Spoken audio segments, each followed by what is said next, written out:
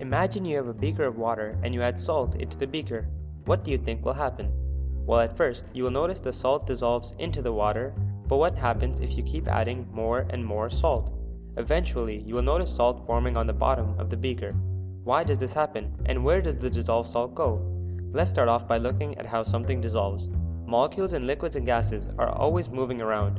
When they are moving around, they frequently collide into other particles.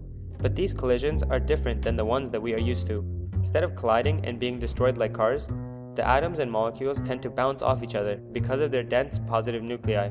Dissolving occurs when water molecules collide with salt molecules with enough energy to break apart their bonds. Let's say that the salt we were dissolving was sodium chloride. The salt molecules and the water molecules would collide. When the water collides, we would see the sodium and chlorine atoms coming apart as ions. You can see how the salt goes from a solid as NaCl into a dissolved state as sodium ions and chlorine ions. Now we know how a salt dissociates into its ions, but why do we start to see some salt form on the bottom when we add too much? Christmas is around the corner, so let's take a look at Santa trying to deliver presents. Think of the presents as being salt molecules and Santa's bag as the water. Now because Santa is lazy like the rest of us, he tries to carry as many presents as he can in his bag. Imagine he only has to carry one present, and his bag can carry a lot more.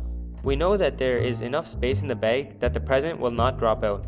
This represents the first type of solution, which is an unsaturated solution. In an unsaturated solution, the number of ions in the solution is very small, and so even if they collide together to form a solid, there are many more water molecules colliding with them, and so no salt will be seen on the bottom of the beaker.